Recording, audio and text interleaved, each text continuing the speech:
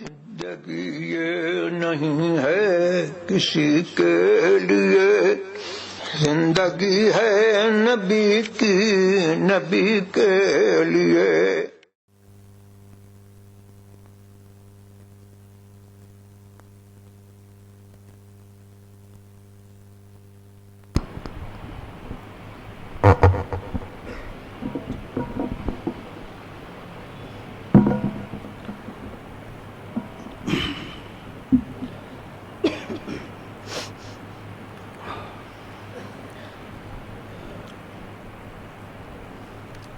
عزیزان ملت اسلامیہ، معزز حضرات، السلام علیکم ورحمۃ اللہ وبرکاتہ۔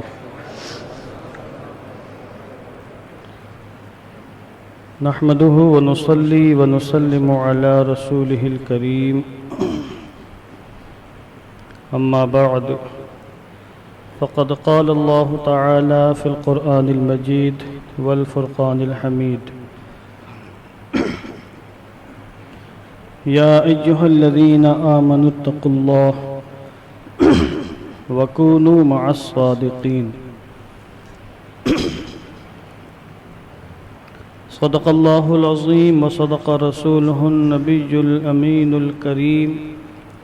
ونحن على ذلك لمن الشاهدين والشاكرين، والحمد لله رب العالمين۔ مولاي صل وسلم دائما أبدا على حبيبك خير الخلق كلهم، فهو الذي تم معناه وصورته، ثم اصطفاه حبيبا بارئ النسم، منزه عن شريك في محاسنه، فجوهر الحسن فيه غير منقسم۔ يا رب بالمصطفى بلغ مقاصدنا، واغفر لنا ما مضى يا واسع الكرم۔ آئیے دل لگا کر اپنی اور ساری کائنات کے مرکز عقیدت حضور رحمت عالم، جان عالم، فخر بنی آدم، سید الانبیاء والمرسلین، رحمت للعالمین، ارواحنا فداہ جناب محمد الرسول اللہ صلی اللہ تبارک و تعالی علیہ وسلم کی مقدس بارگاہ میں درود و سلام کا ہدیہ محبت پیش فرما لیں۔ اللہم صلی علی سیدنا شفیعنا حبیبنا مولانا محمد مبارک وسلم، صلاۃ و سلاما علیک یا رسول اللہ صلی اللہ تعالی علیہ وسلم۔ اللہ تبارک و تعالی کے فضل و کرم اور اس کی توفیق و عطا سے آج ہم بروز جمعہ اس کی بارگاہ میں حاضری کا شرف حاصل کر رہے ہیں۔ دعا گو ہوں کہ اللہ عز و جل ہم سب کی حاضری قبول فرمائے اور نماز جمعہ کی برکتوں سے مالا مال فرمائے۔ پچھلے ہفتے میں نے سورہ توبہ کی آیت نمبر 119 اور سورہ کہف کی آیت نمبر 28 کی روشنی میں اولیاء اللہ کا مقام اور مرتبہ واضح کیا، اور یہ میں نے بیان کرنے کی کوشش کی کہ اللہ والوں کی صحبت اختیار کرنا، ان کی سنگت اختیار کرنا کیوں ضروری ہے، اور قرآن مقدس میں اللہ تبارک و تعالی نے اس پر زور کیوں دیا ہے۔ میں نے عرض کیا تھا کہ تقوی اختیار کرنا ہر شخص کے لیے ضروری ہے، واجب ہے، بلکہ فرض ہے، اور تقوی کی حفاظت بھی ضروری ہے۔ تقوی کی حفاظت اللہ والوں کی سنگت سے ہوتی ہے، ان کی صحبت سے ہوتی ہے، ان کے پاس اٹھنے بیٹھنے سے، ان کی باتیں سننے سے ہوتی ہے۔ اسی لیے قرآن مقدس میں اللہ نے وَكُونُوا مَعَ الصَّادِقِينَ بھی فرمایا۔ جہاں ایک طرف تقوی اختیار کرنے کا حکم دیا، وہیں اسی آیت کریمہ کے آخر میں فرمایا صادقین کے ساتھ بھی رہا کرو۔ میں نے پچھلے ہفتے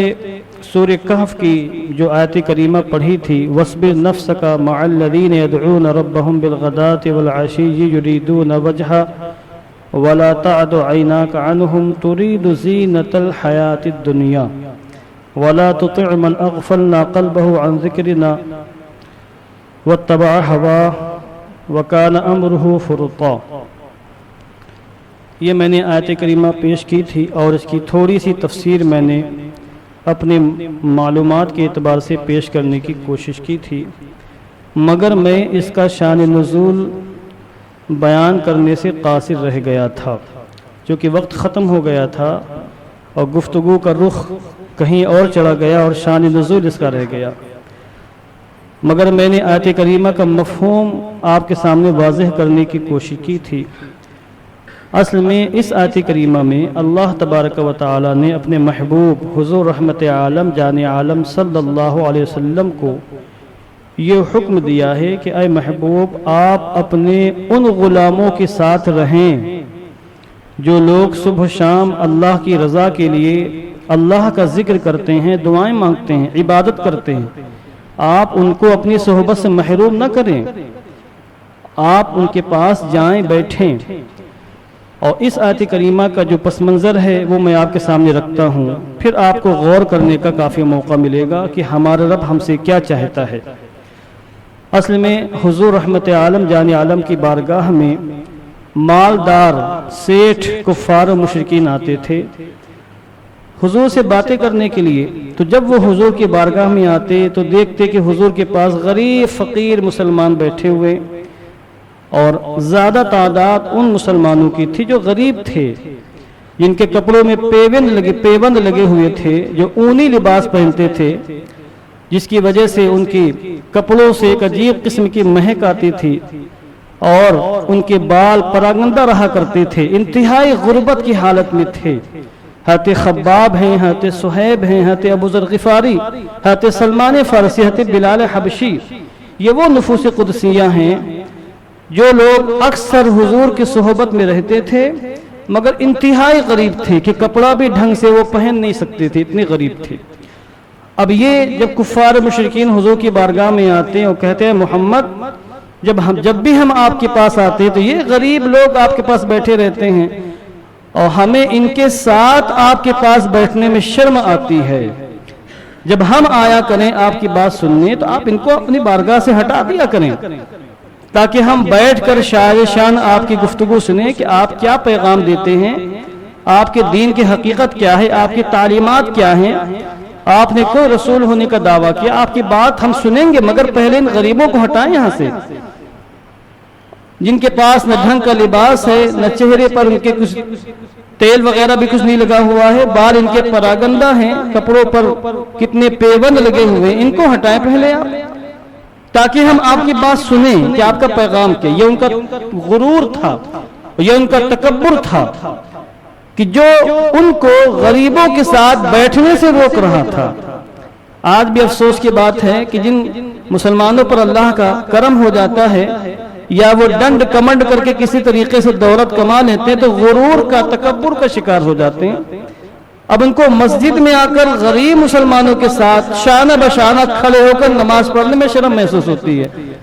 کہ بھئی ہم کیوں فلاں مسجد میں جائے، وہاں تو ٹھیلے والے، رکشے والے، دکاندار سب نمازیں پڑھتے ہیں اور ہم ٹھہرے سیٹ صاحب، تو کیوں نہ ہم اپنی بلڈنگ کے نیچے ایک روم فکس کر لیں نماز قائم کرنے کے لیے،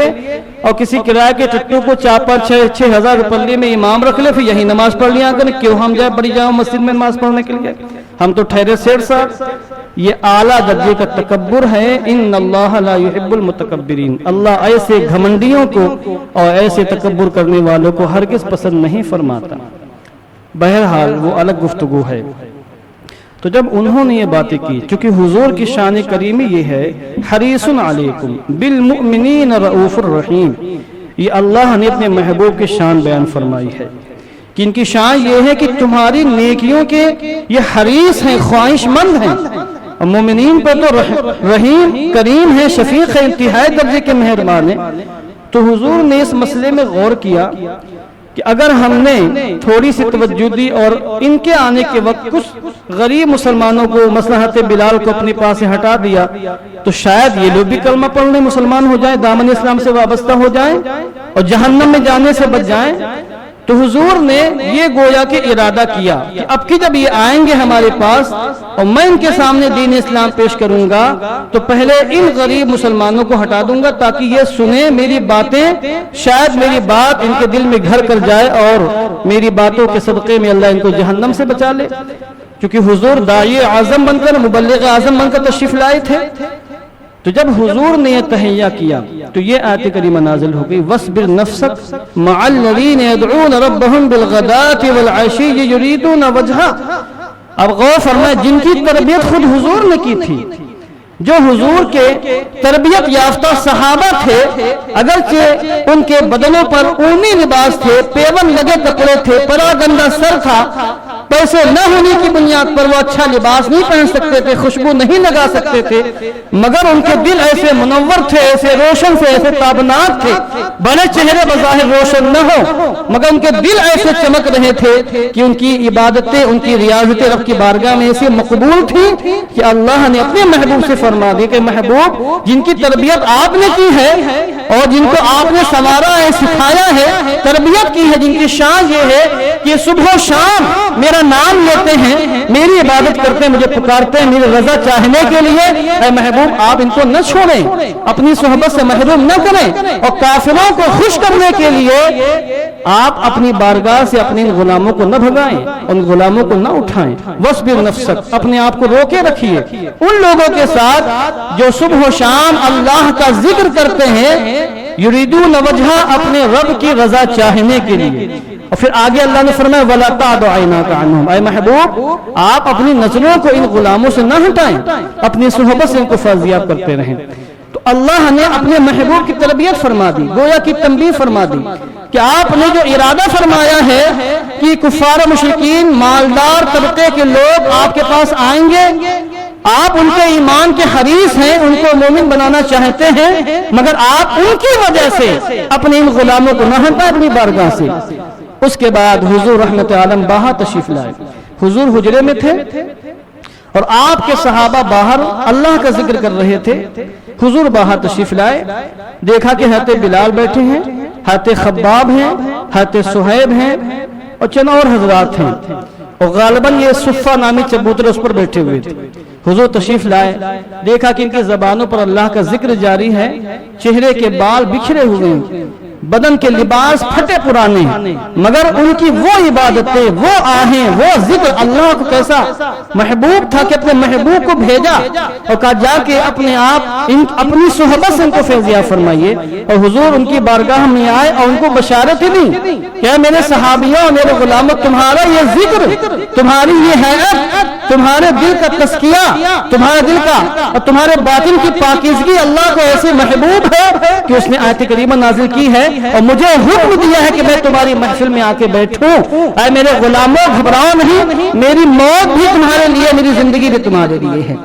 میں زندگی بھر تمہیں اپنی صحبت سے فیضیاب کرتا رہوں گا، اور جب انتقال کر کے اس دنیا سے جاؤں گا تب بھی تم کو اپنی صحبت سے فیضیاب کروں گا۔ آج بھی حضور وہاں آرام فرمائے مدینہ منورہ میں، اور وصال کے بعد بھی صحابہ کے مابین رہے، جھرمٹ میں رہے۔ تو مقصد یہ ہے کہ جن کی تربیت حضور نے فرمائی، جو حضور کی تربیت کی وجہ سے اس مقام پر پہنچے، تو خود حضوریوں کو اللہ نے حکم دے دیا کہ آپ ان کے ساتھ جا کے بیٹھیں تاکہ وہ آپ کی صحبت سے مزید مالا مال ہوں۔ تو ہم اور آپ کس کھیت کے مولی ہیں؟ اس لیے اللہ رب العزت نے حضور کے واسطے سے دنیا بھر کے تمام مسلمانوں کو پیغام دیا وَلَا تَعْدُ عَيْنَاكَ عَنْهُمْ، کہ دنیا کے تمام مسلمانوں، میرے مومن بندوں، قیامت تک آنے والوں، میرے وہ بندے جو صبح و شام میرا ذکر کرتے ہیں، میرے یاد مناتے ہیں، میری عبادت کرتے ہیں میری رضا چاہنے کے لیے، اور قیامت میں مجھ سے ملنے، مجھ سے ملاقات کرنے کے لیے، تو تم ان کی صحبت سے دور نہ جانا، ان کے پاس بیٹھنا اور ان کی نظروں کو بھی ان سے ہٹانے کی کوشش مت کرنا، ورنہ تم دنیا دار بن جاؤ گے اور دنیا کی محبت تمہارے دل میں گھر کر جائے گی۔ اس لیے اللہ والوں کی صحبت میں رہنا انتہائی ضروری ہے. جیسا کہ سورہ توبہ کی آیت نمبر 119 میں اللہ نے بالکل صراحت کے ساتھ صراحت کے ساتھ وضاحت فرما دی, وَكُونُوا مَعَ الصَّادِقِينَ يَا أَيُّهَا الَّذِينَ آمَنُوا اتَّقُوا اللَّهَ وَكُونُوا مَعَ الصَّادِقِينَ. سچوں کے ساتھ ہو جاؤ, تقوی اختیار کرو اور سچوں کے ساتھ ہو جاؤ. صادقین صدقوں سے بنائے, اور صدق کہتے ہیں سچائی کو, سچ بولنے کو. سچ بولنا یہ بالکل ابتدائی مرحلہ ہے. جب انسان سچ بولنے کا خوگر اور عادی ہو جاتا ہے تو پھر دھیرے دھیرے اس کا مقام آگے بڑھتا ہے. ایک وقت وہ آتا ہے کہ اس کا شمار صدیقین میں ہو جاتا ہے, صادقین میں ہو جاتا ہے, جن کا ظاہر بھی سچا ہوتا ہے, باطن بھی سچا ہوتا ہے. جو تقوی کے ایسے اونچے مقام پر ہو جاتے ہیں کہ جو ان کے پاس بیٹھتے ہیں, ان کی باتیں سنتے ہیں, وہ بھی متقی ہوتے ہیں, ان کے تقوی کی حفاظت بھی ہو جاتی ہے. بخاری شریف کے اندر, مسلم شریف کے اندر, کئی کتب احادیث کے اندر روایت موجود ہے. حضور نے فرمایا سچ بولو, سچ کو مضبوطی سے تھام لو. ان الصدق یہدی الی البر وان البر یہدی الی الجنہ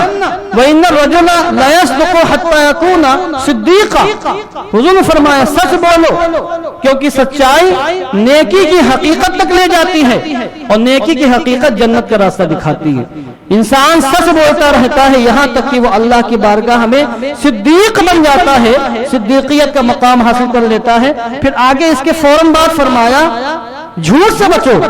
ان الکذب یہدی الی الفجور وان الفجور یہدی الی النار. کیونکہ جھوٹ انسان کو فاسق و فاجر بنا دیتا ہے, اور فسق و فجور انسان کو جہنمی بنا دیتا ہے. پھر آگے حضور نے ارشاد فرمایا وان الرجل لا یکذب حتى یکون عند اللہ کذابا. انسان جھوٹ بولتا رہتا ہے یہاں تک کہ اللہ کی بارگاہ میں اس کا شمار کذابوں میں ہو جاتا ہے, انتہائی اعلیٰ درجے کے جھوٹوں میں ہو جاتا ہے.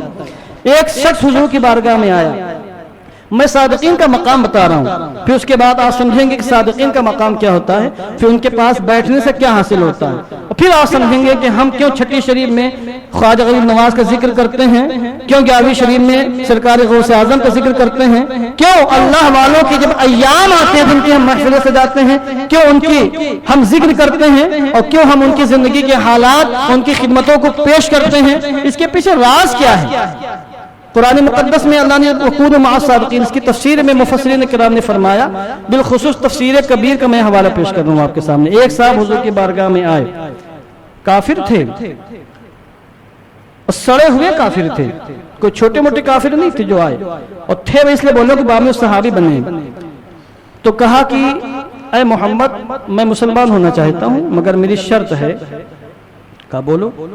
کہ میں زنا کرتا ہوں, میں چوری بھی کرتا ہوں, میں شراب بھی پیتا ہوں, میں جھوٹ بھی بولتا ہوں, پکا جھوٹا ہوں, میں شراب کا عادی ہوں, زناکاری میرے نس نس میں ہے, چوری بھی کر لیتا ہوں. یہ 4 عیب میرے اندر ہے, اگر آپ برداشت کر سکے تو میں کلمہ پڑھ کے مسلمان ہو جاتا ہوں. ہاں یہ ہو سکتا ہے کہ میں آپ کے کہنے سے کوئی ایک عیب چھوڑ سکتا ہوں, 4 میں سے آپ منتخب فرما لیں, چوائس کر لیں, آپ جو کہیں گے میں وہی کروں گا, ایک چھوڑ دوں گا, 3 نہیں چھوڑوں گا, میں مسلمان ہو جاؤں گا. ہم میں سے کوئی ہوتا تو شاید لات مار کے بھگا دیتا, مگر حضور مبلغ اعظم, مربی اعظم بن کر تشریف لائے تھے. بعثت لأتمم مکارم الاخلاق, میں آیا ہوں تاکہ اخلاق کو پائے تکمیل تک پہنچا دوں. حضور نے فوراً ارشاد فرمایا ٹھیک ہے, اگر تمہاری شرط ہے اور تم میرے کہنے سے ایک عیب کو چھوڑو گے تو جھوٹ کو چھوڑ دو. اب آپ سوچیں گے جھوٹ کے مقابلے میں شراب پینا, زنا کرنا, چوری کرنا بہت بڑے جرم ہے, مگر حضور نے یہ نہیں کہا زنا چھوڑ دینا, یہ کر چھوڑ دینا, جھوٹ چھوڑ دینا, جھوٹ. اس نے وعدہ کیا کہ اے محمد اب میں جھوٹ کبھی نہیں بولوں گا, میرا آپ سے وعدہ. اہل عرب جیسے بھی تھے مگر وہ وعدے کے پکے ہوتے تھے, اگر انہوں نے وعدہ کر لیا تو وعدہ نبھاتے تھے, وہ اپنے عہد پر تا دم حیات وہ قائم رہتے تھے. یہی وجہ تھی کہ جنگوں کا خاتمہ نہیں ہوتا تھا, چونکہ مرتے سے پہلے باپ اپنے بیٹوں سے وعدہ لے لیتا تھا کہ مر جانا کر جانا مگر ان کو چھوڑنا نہیں, تو پھر وہ جنگیں جاری رہتی تھی. تو اس نے وعدہ کر لیا کہ میں آپ سے وعدہ کرتا ہوں کہ کبھی بھی جھوٹ نہیں بولوں گا. آپ سے وعدہ کر کے کلمہ پڑھ کر چلا گیا, مسلمان ہو کے چلا گیا. ایمان دل میں راسخ نہیں ہوا, کلمہ تو پڑھ لیا. اب وہ گیا,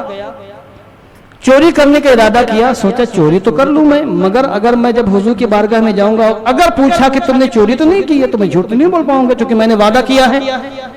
جھوٹ بولوں گا تو وعدے کی خلاف ورزی ہوگی، یہ میرے مزاج کے خلاف ہے کہ وعدہ کروں توڑ دوں،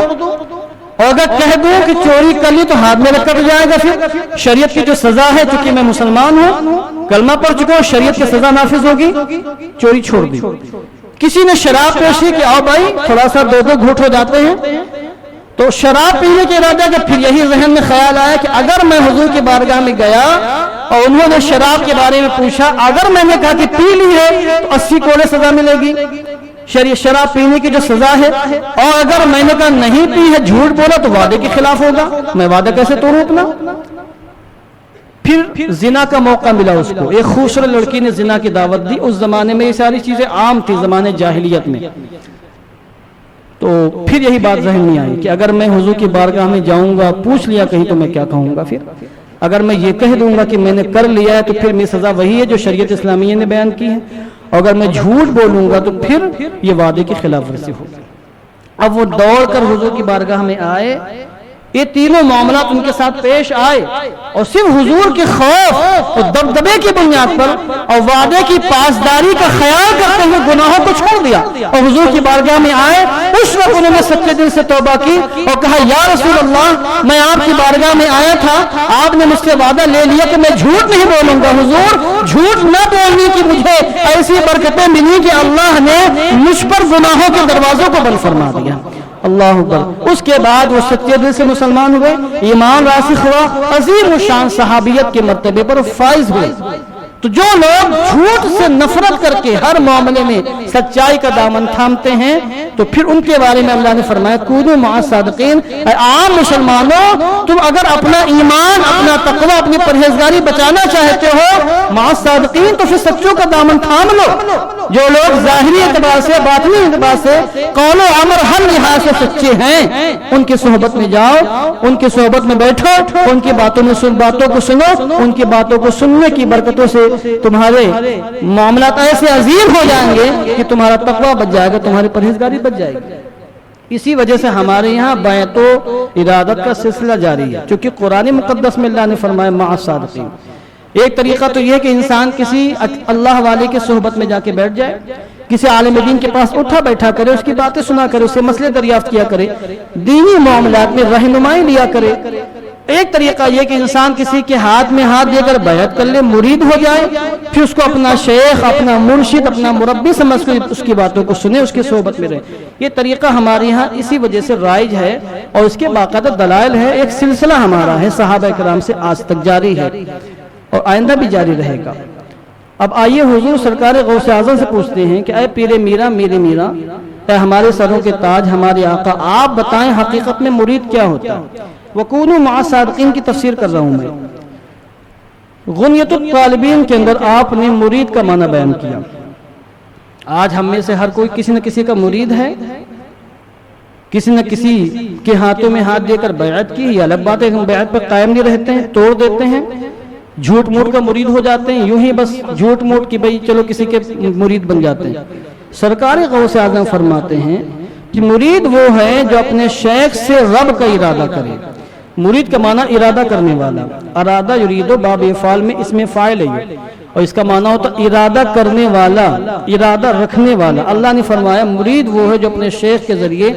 اپنے رب کا ارادہ کرنے والا ہو، رب تک پہنچنے والا ہو۔ اب آج کل جو سلسلہ جاری ہے خانقاہوں میں، بہت کم لوگ ہوں گے جو سرکار غوث اعظم کی اس تعریف کے مطابق حقیقی مرید ہوں۔ جو کہ لوگ مرید کیوں ہوتے ہیں؟ عام طور سے پیر صاحب دعا کر دیں کاروبار چلے گا ہمارا، پیر صاحب کی نظر کرم ہو جائے گی، دنیا سنور جائے گی ہماری، سارے معاملات حل ہو جائیں گے۔ لوگ پیر صاحب کے سامنے نماز کے، روزے کے، زکوٰۃ کے، حج کے مسائل پوچھنے نہیں آتے، عقائد کے بارے میں دریافت کرنے نہیں آتے ہیں، مسئلہ دریافت کرنے نہیں آئیں گے۔ حضور وظیفہ بتا دے کاروبار چل جائے ہمارا، استخارہ کر دیجیے، آپ یہ کر دیں وہ کر دیں۔ دنیا کی چکری مندی میں پھنسے ہوئے ہیں، اور مرید بھی اس لیے بنے ہوئے کہ دنیا سے بڑھ جائے۔ ایسے لوگ سرکار غوث اعظم کی نظر میں مرید ہی نہیں ہے، اور کتنے لوگ ایسے ہیں جو حقیقت میں شیخ ہی نہیں ہے، مرشد ہی نہیں ہے۔ سرکار غوث اعظم سے پوچھیں کہ حضور بتائیں شیخ اور مرشد کیا ہوتا ہے؟ تو جب مرید کے بارے میں فرما دیا کہ جو رب کا ارادہ کرے، تو غوث اعظم نے فرمایا شیخ اور مرشد وہ ہے جو اپنے مرید کو رب تک پہنچانے کی کوشش کرے، مرید کے دل کا تعلق رب سے قائم کرنے کی کوشش کرے۔ حقیقت میں وہ مرشد ہے، حقیقت میں وہ پیر ہے، حقیقت میں وہ شیخ ہے، اور جس کے اندر یہ چیز نہ